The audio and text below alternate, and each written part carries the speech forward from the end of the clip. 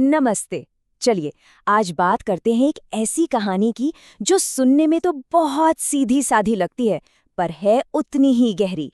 ये कहानी है एक अटूट विश्वास की, इंसानियत की और एक ऐसे अजीब मोड़ की जहां एक किसान अपनी सारी उम्मीदें एक खत में लिखकर सीधे भगवान को भेज देता है। और पता है, ये पूरी कहानी बस एक सवाल के इर्द गिर्द घूमती है। एक ऐसा सवाल जो शायद हम सबको अपने अंदर झांकने पर मजबूर कर दे। तो फिर देर किस बात की, चलिए शुरू करते हैं ये दिलचस्प सफर। तो कहानी का हीरो है लेंचो, एक बहुत मेहनती किसान। और उसका घर पूरी घाटी में अकेला, सबसे ऊंची पहाड़ी पर, जहां से नीचे देखने पर सिर्फ उसके मक्के के खेत नजर आते थे, लहराते हुए, एक शानदार फसल का वादा करते हुए। अब देखिए, लेंचो अपनी जमीन को बहुत अच्छी तरह समझता था। उसे मालूम था कि उसकी लहलहाती फसल को बस एक ही चीज की जरूरत है, बस थोड़ी सी बारिश। और बस इसी उम्मीद में वो सुबह से आसमान को देखे जा रहा था। और फिर इंतजार खत्म हुआ, बारिश शुरू हो गई। अरे, लेंचो की खुशी का तो कोई ठिकाना ही नहीं था। वो उन बूंदों को महसूस करने के लिए घर से बाहर भागा। उसके लिए ये बूंदें पानी नहीं बल्कि सिक्के थीं जो आसमान से बरस रहे थे। लेकिन ये खुशी ज्यादा देर टिकने वाली नहीं थी। अचानक से सब कुछ बदल गया। मौसम ने ऐसी करवट ली कि हल्की बारिश एक भयानक तूफान में बदल गई। बड़े बड़े ओले गिरने लगे। ऐसा लग रहा था जैसे कोई पत्थर बरसा रहा हो। और देखते ही देखते पूरा खेत ऐसा सफेद हो गया मानो किसी ने नमक बिछा दिया हो। जब तूफान रुका तो जो नजारा था वो दिल दहला देने वाला था। लेंचो की पूरी दुनिया एक ही घंटे में उजड़ चुकी थी।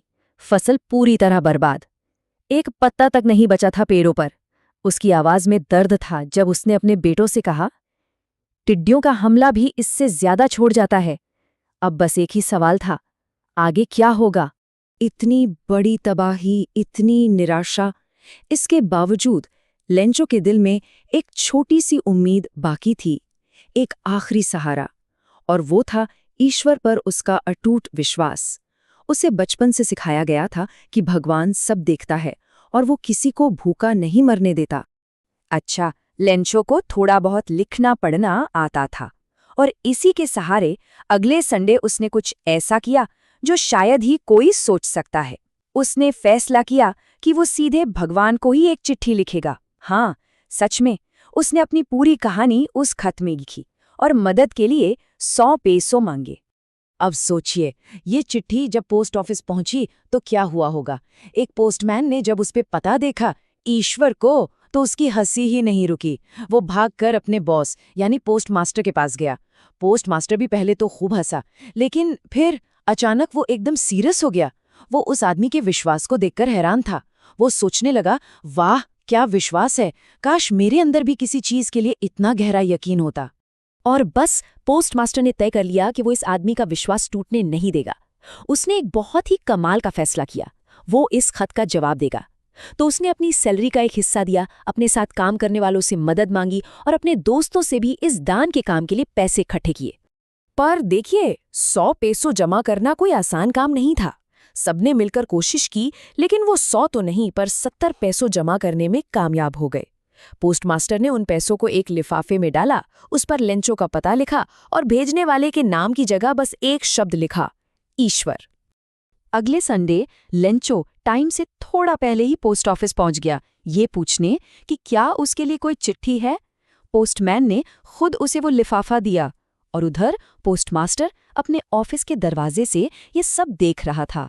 लेकिन कहानी का असली मोड़ तो अब आने वाला था, कुछ ऐसा जिसकी किसी ने कल्पना भी नहीं की थी। लेंचो ने लिफाफा खोला और पैसों को देखकर उसे जरा भी हैरानी नहीं हुई, जरा भी नहीं। उसका विश्वास इतना पक्का था कि उसे पता था जवाब आएगा। पर जैसे ही उसने पैसे गिने, उसका चेहरा गुस्से से लाल हो गया। गुस्सा क्यों?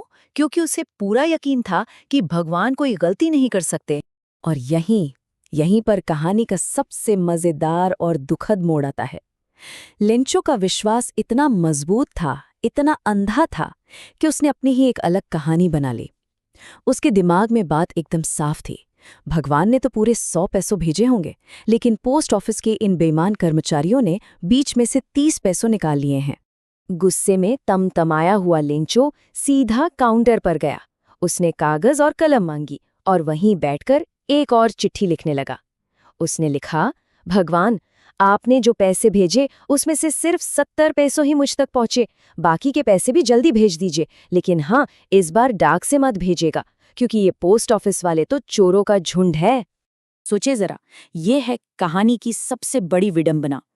जिन लोगों ने अपनी जेब से पैसे निकालकर निस्वार्थ भाव से उसकी मदद की ताकि उसका विश्वास बना रहे, उन्हीं को लेंचो ने बेईमानों का झुंड कह दिया। ये छोटी सी कहानी इंसान के स्वभाव की कितनी गहरी और उलझी हुई परतों को खोलकर रख देती है ना? तो इस कहानी से हमें मिलता क्या है? 3 बहुत जरूरी बातें। पहली, विश्वास की ताकत। लेंचो का विश्वास इतना मजबूत था कि हकीकत भी उसे झुका नहीं सकी। दूसरी, इंसानियत की अच्छाई। पोस्टमास्टर ने जो किया वो इंसानियत की एक खामोश मिसाल है। और तीसरी, विडंबना का दुख, कि कैसे कभी-कभी अच्छे से अच्छा काम भी पूरी तरह से गलत समझ लिया जाता है। और आखिर में ये कहानी हमें एक सवाल के साथ छोड़ जाती है, सोचने के लिए कि ज्यादा बड़ी चीज क्या थी, लेंचो का वो अंधा अटूट विश्वास या फिर पोस्टमास्टर की वो खामोश निस्वार्थ इंसानियत। शायद इस कहानी की असली खूबसूरती इसी सवाल के जवाब को ढूंढने में है।